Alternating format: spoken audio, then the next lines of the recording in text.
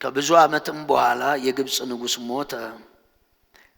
እስራኤልንም በባርነት ከደረሰባቸው ግፍ የተነሳ ይጮሁ ነበር። ከባርነት ቀንበር ለመላቀቅ ያሰሙት ጩኸት ወደ እግዚአብሔር ደረሰ። ዘጸአት ምዕራፍ 2 ቁጥር 23 ላይ ምንድነው ጸሐፊው ሙሴ ሲናገር የሚለው? ጩኸታቸው ወደ እግዚአብሔር ምን አለ ነው የሚለው? ደረሰ። የተደረገባቸው መከራ ወደ ማንም እንዲጮሁ የሚያድናቸው ምንም ስለሌለ እንደ ሕዝብ ሲጨቆኑ፣ እንደ ሕዝብ ቀንበርና ባርነት ሲበዛባቸው ከዛ እግዚአብሔር ጋር ሲደርስ እግዚአብሔር ምን አለ? ቁጥር 24 ላይ እግዚአብሔርም የጩኸታቸውን ሲቃ ሰማ፣ ከአብርሃም ከይስሐቅ ከያዕቆብ ጋር የገባውን ኪዳን ምን አለ ነው ያልነው? አሰበ። ስለ ጩኸታቸው አይደለም የሚወረደው፣ እነሱን በመንፈስ ዓለም የሚያስብበት ኪዳን አለ። እያንዳንዱ አሁን አዲስ ኪዳን ውስጥ ያለን ሰዎች በእግዚአብሔር ፊት የምንታሰብበት ነገር አለ። በእግዚአብሔር ፊት የምንታሰበው ሰው እኛን እንደሚያስበን አይደለም። ምናልባት ሰዎች እኛን በምድር ስንኖር የሚያውቁን ነገር አለና እኛን የሚያስቡበት ነገር አለ። ለምሳሌ አንድ ጊዜ ስትሰርቅ ካገኙ ሰዎች አንድ ጊዜ ነው የሰረከው፣ መስረቅ አቁመ ሊሆን ይችላል። ግን ስትሰርቅ ያገኘ ሰው ሁሌም ሌባ እንደሆንክ ነው የሚያስበው። አንድ ጊዜ ስታመነዝር ተይዘ ከሆነ፣ አንድ ጊዜ በሰው እጅ ከወደቅ ሰው ቀጥሎ ሲያስብ እግዚአብሔር አንተን በሚያስብበት አይደለም የሚያስበው፣ አንተን በሚያውቅበት ማንነት ነው የሚያስበው። ሌባ ሁነ ከተገኘ ሁሌም ተስተካክለህም ሌባን አትታመንም። ክፉ ሁነ ከተገኘ መልካም ሁነህም በሰው አእምሮ ውስጥ አትቀየርም። ምክንያቱም መታሰቢያ በሰው ውስጥ ሌላ ስለሆነ እያንዳንዱ የሚታሰብበት ምስጢር አለው።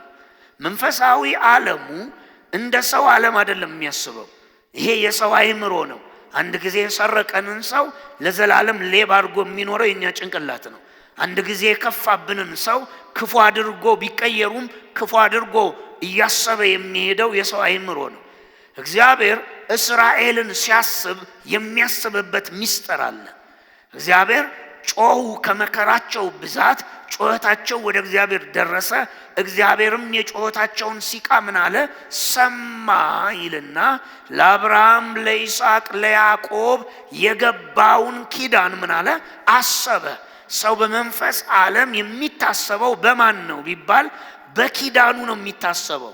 ለምሳሌ ብሉይ የሚባለው ኪዳን ውስጥ የነበሩ ሰዎች በእግዚአብሔር ፊት መልካቸው ምንድነው ቢባል በእግዚአብሔር ፊት እንደተገባላቸው ኪዳን ነው የሚታሰቡት።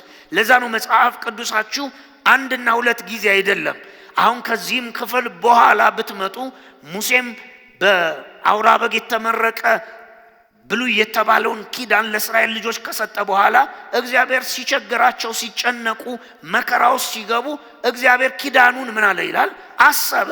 ጉዳያቸውን አይደለም የሚያስበው፣ የነሱን ሁኔታ አይደለም የሚያስበው። እነሱ በመንፈስ ዓለም በሱ ፊት የሚታሰቡበት ምስጢር ምንድነው ከተባለ ኪዳን ነው። እግዚአብሔር የእስራኤልን ልጆች በምን አሰበ ሲባል በገባው ኪዳን ምን አላቸው ነው የሚለው? አሰባቸው። ለዚህ ነው እኛም ደሙን ይዞ ወደ ላይኛይቱ መቅደስ ዕብራውያን ላይ ምን ይላል? ደሙን ይዞ ወደ ላይኛይቱ መቅደስ ምን አለ ነው የሚለው? ገባ ነው የሚለው። ደሙ የተፈለገው ለምንድን ነው ቢባል ደሙ የተፈለገው የኪዳኑ ማጽኛ ስለሆነ፣ ደሙ እዚህ ምድር ላይ ፈሶ የሚያበቃ አይደለም። ደሙ በአብ ፊት ይፈለጋል። ለምንድን ነው የሚፈለገው ከተባለ ይሄ ትውልድ በእግዚአብሔር ፊት መታሰቢያው በክርስቶስ ኢየሱስ የኪዳን ደም ውስጥ ስላለ። ለዛ ነው እግዚአብሔር እኛን ሲመለከት ሰው እንደሚያስበን እኛን አያስበንም። እኛን የሚያስበን በፊታው እንደተቀመጠው ምንድነው?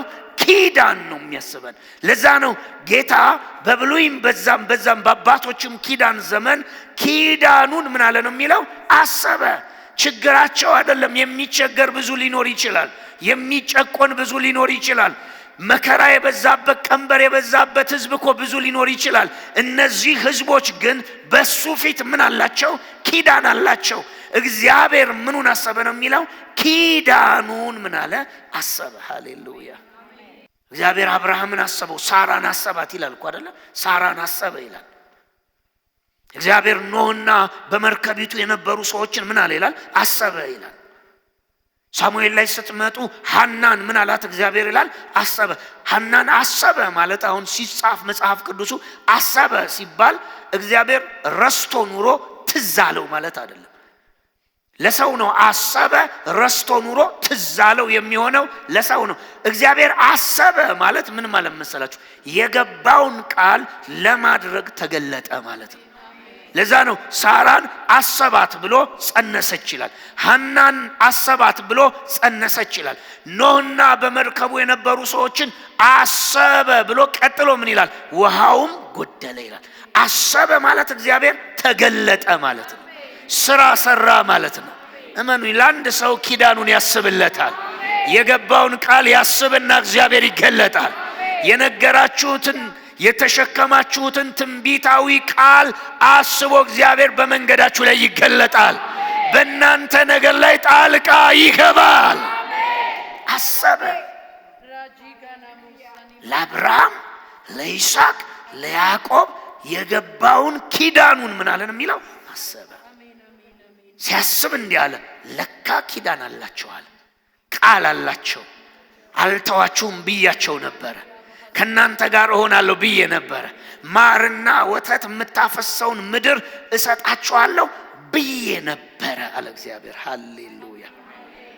ከዛ ቀጥሎ ምን ይላል? ኪዳኑን ካሰበ በኋላ ቁጥር 25 እግዚአብሔርም እስራኤልን ተመለከተ፣ ስለነርሱ ገደደው ይላል። አዲስ መድኃኒት ኪዳኑን ምን አለን የሚለው?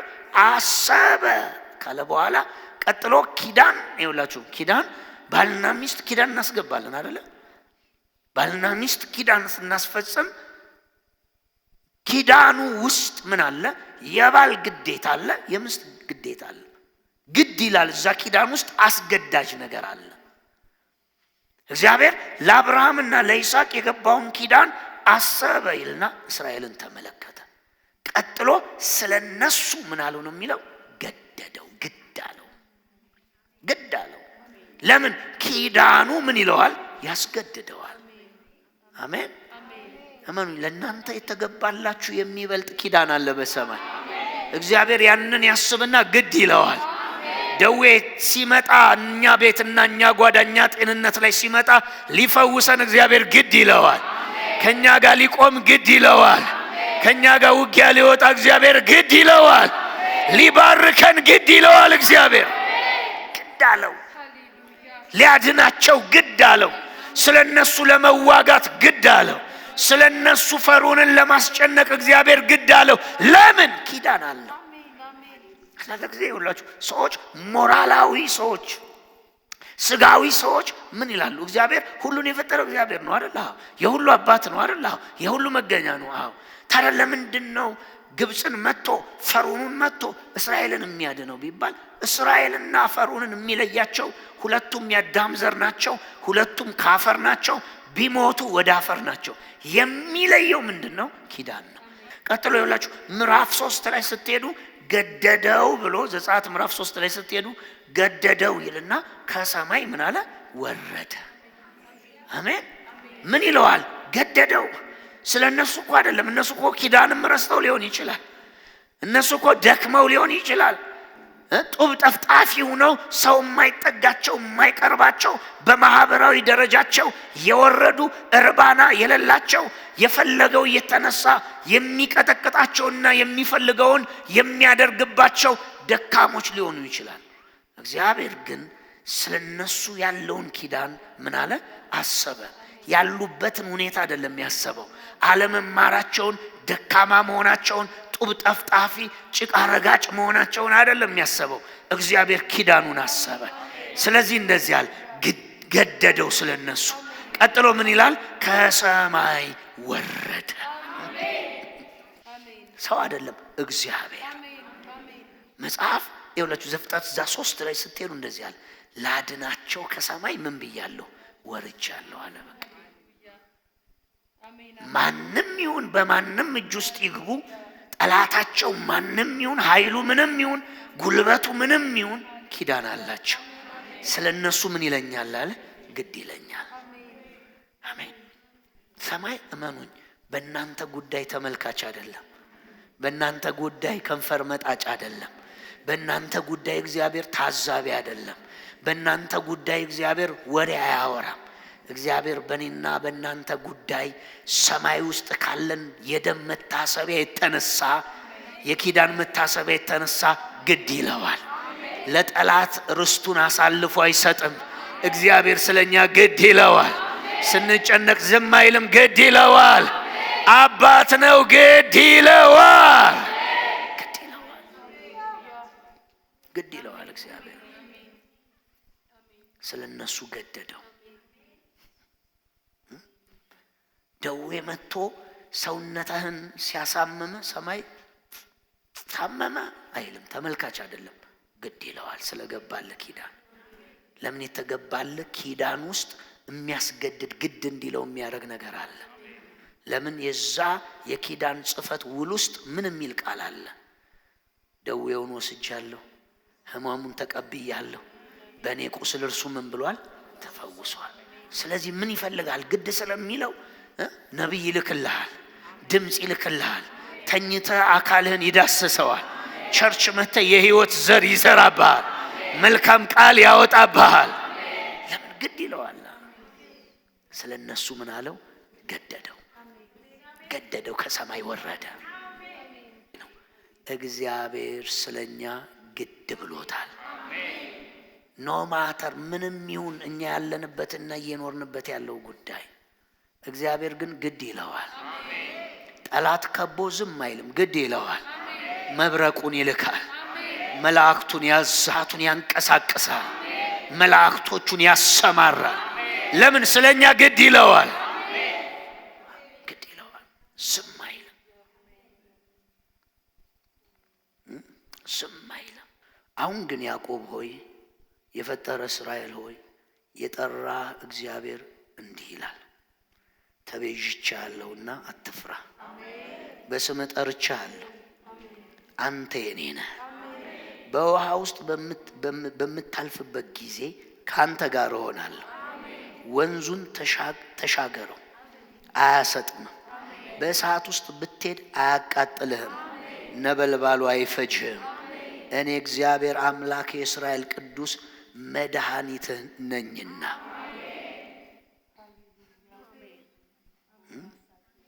ስለ አዲስ ኪዳን ነው የሚያወራን በነቢያቶቹ አፍ። ደግሜ አሁንም ላውጅ ለአንድ ነፍስ፣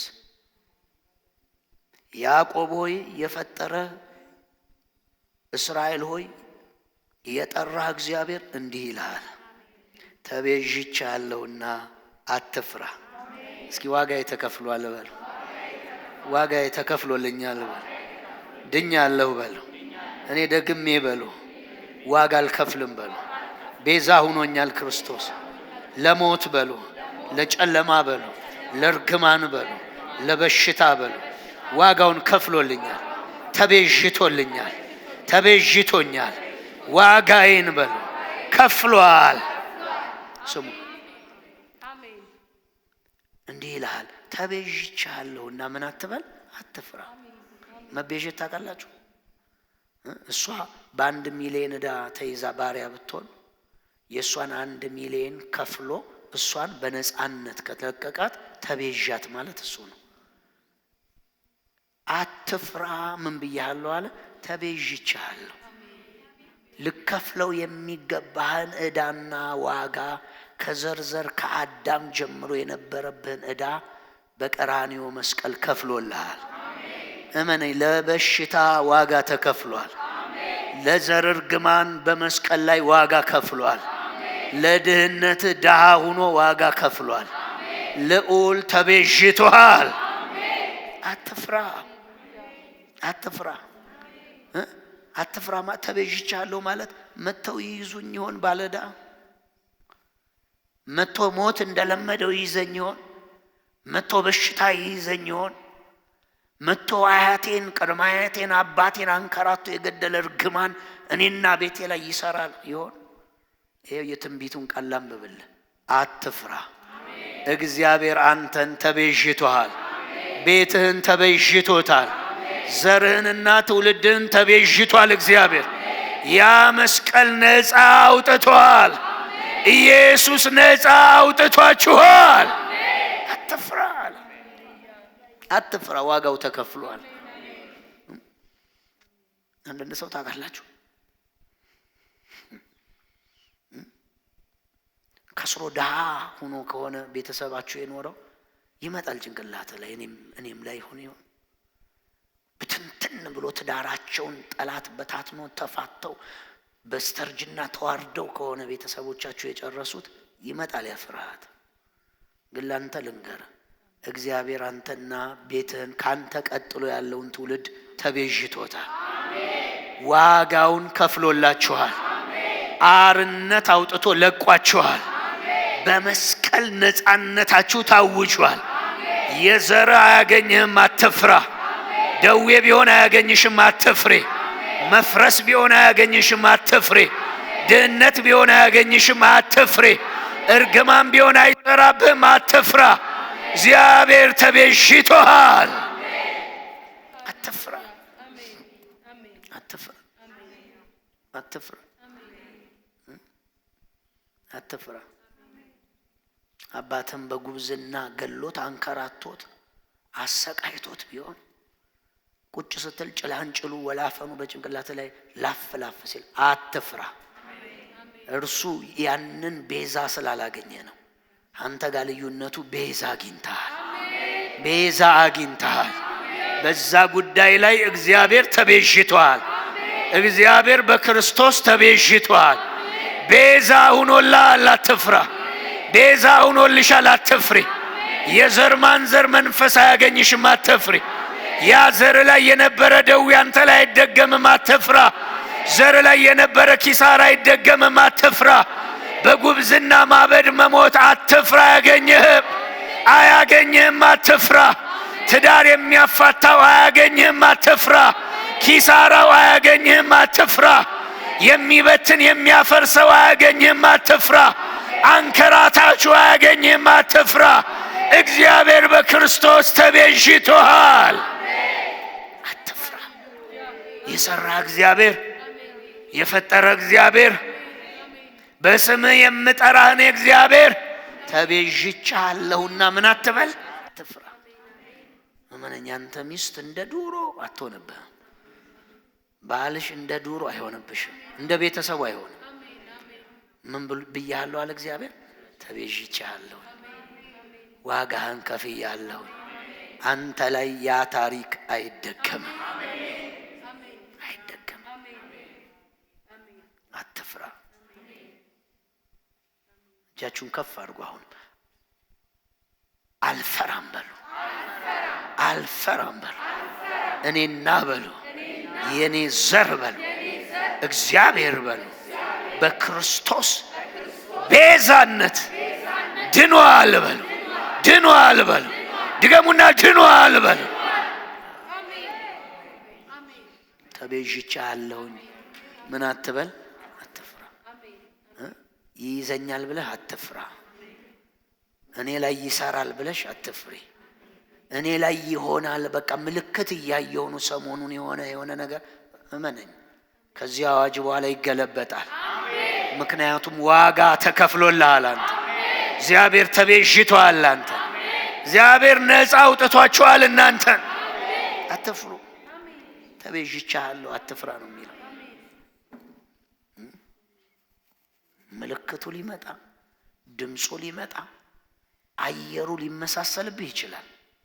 ግን እርግጠኛውን የምነግርህ አንተ እንደ እናትህ እንደ አባትህ፣ አንቺ እንደ እናትሽ እንደ አባትሽ አይሆንብሽም።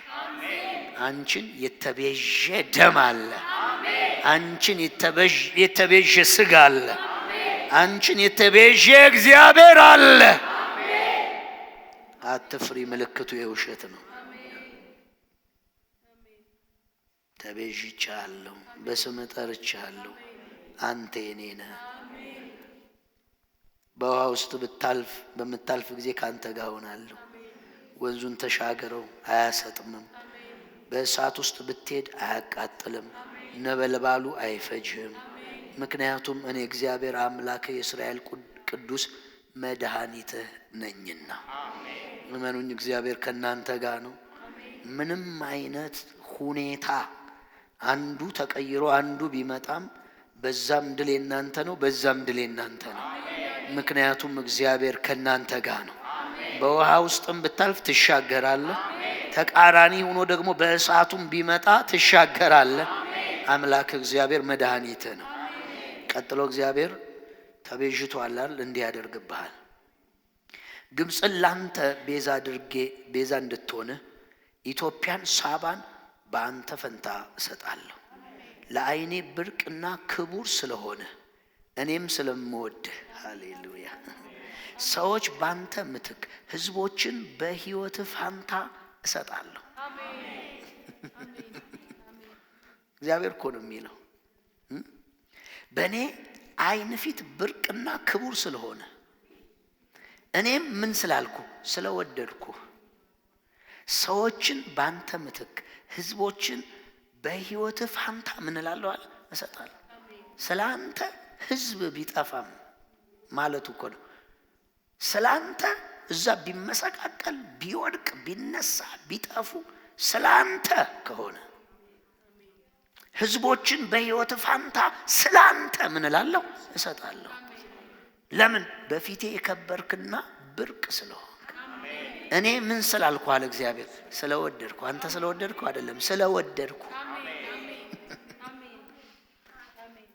ወገኖች ይሄ ቃል ሰርቶባችሁ አያውቅም? ህይወታችሁ ላይ እግዚአብሔር ስለናንተ አሕዛብ ታልፈው ሲሰጡ ሰርቶባችሁ አያውቅም? ይሄ ቃል እግዚአብሔር ምን አለ? ስለ አንተ በፊቴ ብርቅና የከበርክ ስለሆንክ ስለወደድኩ አለ። ስለ አንተ ነፍስ ህዝቦችን አሳልፌ እሰጣለሁ። ኧረ ሃሌሉያ። ህዝቦችን ምን እላለሁ? ስላንተ ሰዎችን ባንተ ምትክ አስገባ። ስላንተ ሰዎች ብዙ ሰዎች ምትክ አደርጋለሁ። ህዝቦችን ስለ አንተ አሳልፌ እሰጣለሁ። አንተን ለማዳን ምን ማለቱ መሰላችሁ? አንተን ለማዳን ምንም ቢደረግ አደርጋለሁ ማለቱ። አንተን ለማዳን ምንም ቢሆን አደርጋለሁ። ቢገለበጥ እገለብጣለሁ። መናወጥ ካለባቸው አናውጣለሁ። መንግስታት መሻር ካለባቸው እሽራለሁ። ማንን ለማዳን? አንተን ለማዳን። ህዝቦችን ስለ ነፍስ ምን እላለሁ? እሰጣለሁ ላንተ። አይታችሁታል። እግዚአብሔር ሐዋርያት ሥራ ምዕራፍ 10 ላይ በእስረኞች መካከል ተኝቶ ጎኑን መጥቶ አነቃው መልአኩ፣ አስወጣው። ህግ እኮ ከስር ብታስወጣ ሰውም ቢያስወጣ እኮ አብሮ ይገደላል። እግዚአብሔር ሲመጣ ስለ ምድር ህግ ግድ አይለውም። ግድ የሚለው ስለ አንተ ነው። ለምን? በፊት ያንተ የከበርክና ድንቅ ስለሆንክ ስለወደድኳል። መልአኩ ልኮ አስወጣው። ስለ ጴጥሮስ በነጋታው መልአኩ ወደ ላይ ሊመለስ ሲናገር ይሄ እግዚአብሔር ድምጽ ነው አለ ሄሮድስ። መልአኩ በጥፊ መጥቶ አተላው ይላል። ስለ አንተ ነው ያለው እግዚአብሔር። ህዝቦችን አሳልፌ ምን እላለሁ? እሰጣለሁ። ምን እያልክ ነው እግዚአብሔር ብትሉት፣ ስለ አንተ ምንም ቢሆን አደርገዋለሁ። እማኑኝ ከዚህ ምሽት በኋላ እንዲህ አይነት መንፈስ ይከተላችኋል። የሚቃወም የሚጠላህን ሁሉ አንድ ጊዜ እቤት ያስተኛልሃል። ስላንተ ብሏል። ስላንተ እቤት ያስተኛችኋል። ምን ሆኖ ታመው ብትል ስላንተ። ለምን ነካው ነው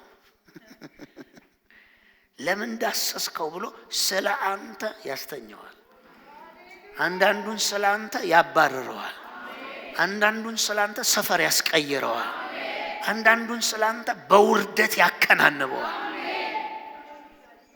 ስለ አንተ ነፍስ ህዝቦችን አሳልፌ ምን እላለሁ አለ? እሰጣለሁ። ምን ብያለሁ? በፊቴ የከበርክና ድንቅ ስለሆንክ ምን ስላልኩ ስለወደድኩ። እስኪ ተወድጃለሁ በሉ፣ ተወድጃለሁ በሉ፣ ተወድጃለሁ በሉ፣ በማይለወጥ ፍቅር በሉ፣ ተወድጃለሁ በሉ፣ እግዚአብሔር በሉ፣ ስለኔ በሉ፣ ምንም ያደርጋል በሉ። ባካችሁ ምንም ያደርጋል እግዚአብሔር ስለናንተ። መቼም የወለዳችሁ እናቶች አላችሁ፣ አባቶች አላችሁ። ስለ ልጆቻችሁ ምን ታደርጋላችሁ? ምንም ይደረግ ምንም ይደረጋል አይደል? ምንም ይደረጋል።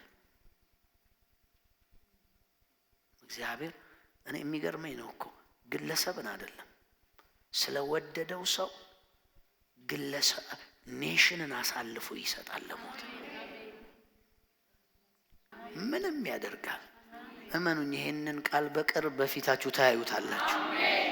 ስለናንተ የሆኑ ነገር መታመስ ይጀምራል። ስለናንተ ከፍ ብሎ ቢሆኑ ዝቅ ዝቅ ያደርጋቸዋል። መንገድ ዘጋግተው ቢሆን ጠርጎ ያባርራቸዋል።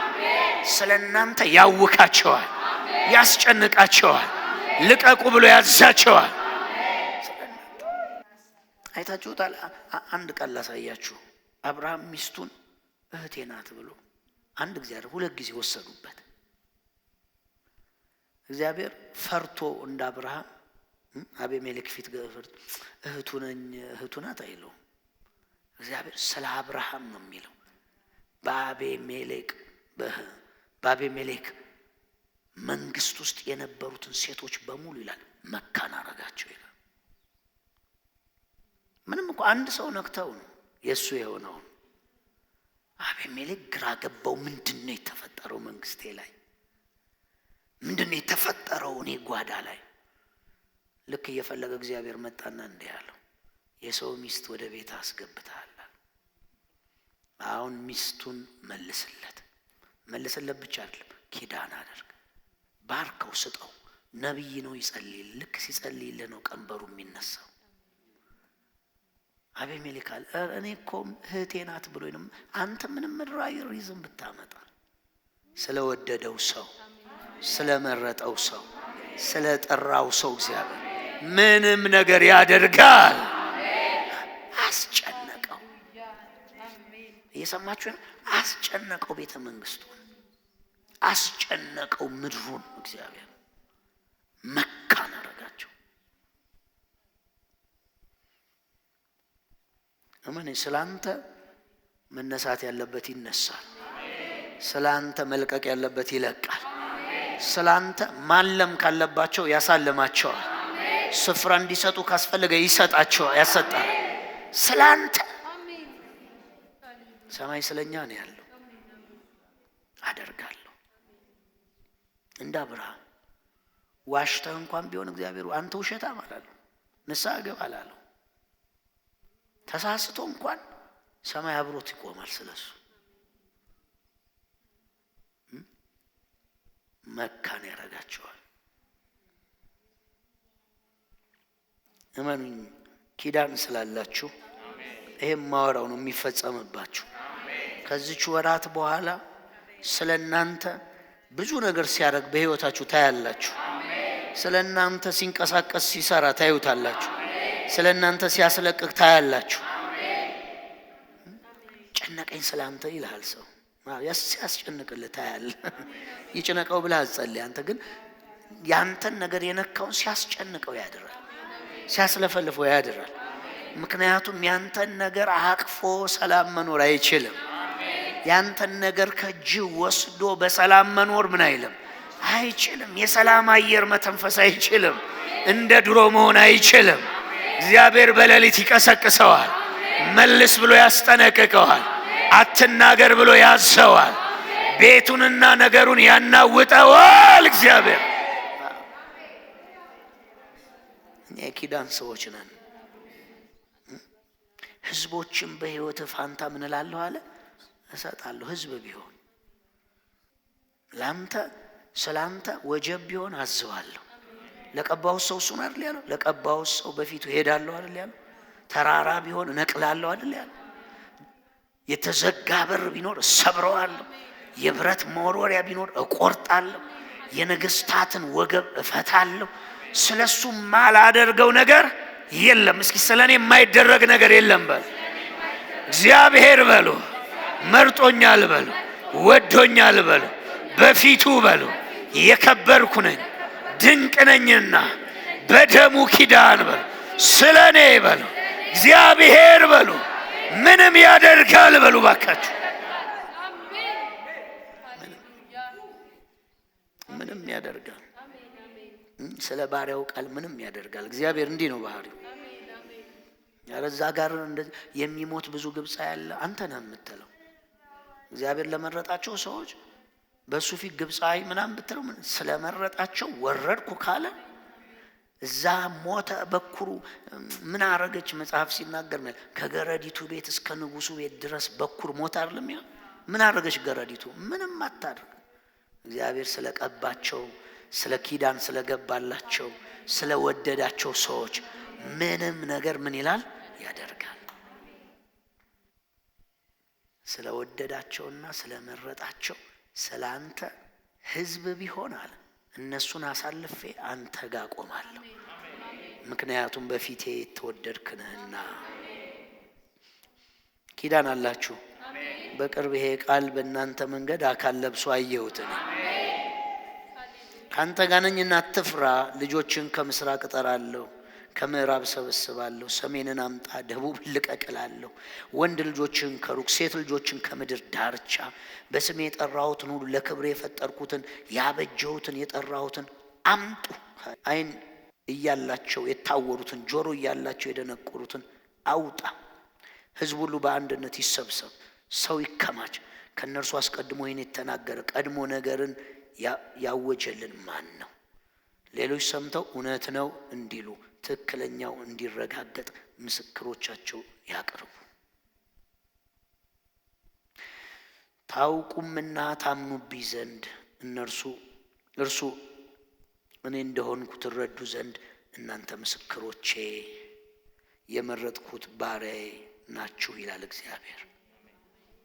ከኔ በፊት አምላክ አልተሰራም፣ ከኔ በኋላም አይኖርም። እኔ እግዚአብሔር ነኝ፣ ከኔ ሌላ የሚያድን የለም። ገልጫለሁ፣ አድናለሁ፣ ተናግሬያለሁ። በመካከላችሁ እኔ እንጂ ባዕድ አምላክ አልነበረም። እኔ አምላክ እንደሆንኩ እናንተ ምስክሮች ናችሁ ይላል እግዚአብሔር። ከጥንት ጀምሮ እኔው ነኝ፣ ከእጄ ማውጣት የሚችል የለም። እኔ የምሰራውን ማን ማድረግ ይችላል? ሃሌሉያ።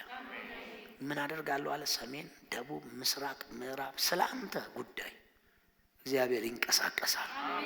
ልጆቻችሁን ከፋሩ። ስለ እናንተ ጉዳይ ሰሜንን አለ፣ ደቡብን፣ ምስራቅን፣ ምዕራቡን አምጣ እለዋለሁ፣ ልቀቅ እለዋለሁ። ስለ እናንተ ጉዳይ እግዚአብሔር ሰሜንን፣ ደቡብን፣ ምስራቅ፣ ምዕራቡን ያስለቅቃል። በረከታችሁን ያስለቅቃል። የተስፋ ቃላችሁን ያስለቅቃል። የተናገረውን ያንቀሳቅሳል። ስለ እናንተ ወደ ሰሜን፣ ወደ ደቡብ፣ ወደ ምስራቅ ከዚህ በኋላ ልዩ እንቅስቃሴ ይፈጠራል። ልዩ የሆነ ዌቭ ይንቀሳቀሳል። ልዩ የሆነ እጅ መንቀሳቀስ ይጀምራል። እግዚአብሔር ስለ እናንተ ይሄን ያደርገዋል። ምንም ጉዳይ የናንተ ያለበት የናንተ የሆነ ነገር በሙሉ እግዚአብሔር ከዚች ምሽት ጀምሮ ያንቀሳቅሳል። ከዚች ምሽት ጀምሮ ያንቀሳቅሳል። ከዚች ምሽት ጀምሮ ያንቀሳቅሳል። ከውጭ ቢሆን ያመጣዋል፣ ከውስጥ ቢሆን ያስለቅቀዋል። በመንግስት ቢሮ ያለ ቢሆን ያንቀሳቅሰዋል። በእናንተ ጉዳይ እግዚአብሔር ይንቀሳቀሳል፣ ይንቀሳቀሳል። ሰማይ ይንቀሳቀሳል። የተያዘ ቢሆን ይለቀቃል፣ የተዘጋ ቢሆን ይከፈታል። ተራራ ቢሆን ደልዳላ ሜዳ ይሆናል። ስለ እናንተ በሙላት ይንቀሳቀሳል። እግዚአብሔር እንዲህ ያደርጋል። ድገሙና በኃይል አሜን። ደግማችሁ አሜን። ደግማችሁ የመጨረሻ በኃይል አሜን። ደግማችሁ አሜን። እመኑኝ፣ ስለ እናንተ እንቅስቃሴ ሰማይ ጀምሯል። ኪዳን አላቸው። አሰብኩ ኪዳናቸውን፣ እገደዳለሁ፣ ግድ ይለኛል፣ ከዛ እወርዳለሁ አለ። ይሄው ዛሬም እምላችሁ ሌላ ቃል አይደለም።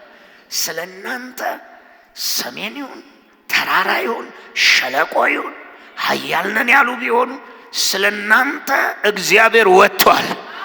የሚነካውን ይነካል፣ የሚከፈተውን ያስከፍታል፣ የሚከፈተውን ያስከፍታል። ደልዳላ መሆን ያለበትን ደልዳላ ያደርገዋል። መነቀል ያለበትን ይነቃቅለዋል። መገልበጥ ያለበትን ይገለብጠዋል። መፈታት ያለበትን ይፈታዋል። እግዚአብሔር በእናንተ ነገር ላይ ተገልጧል።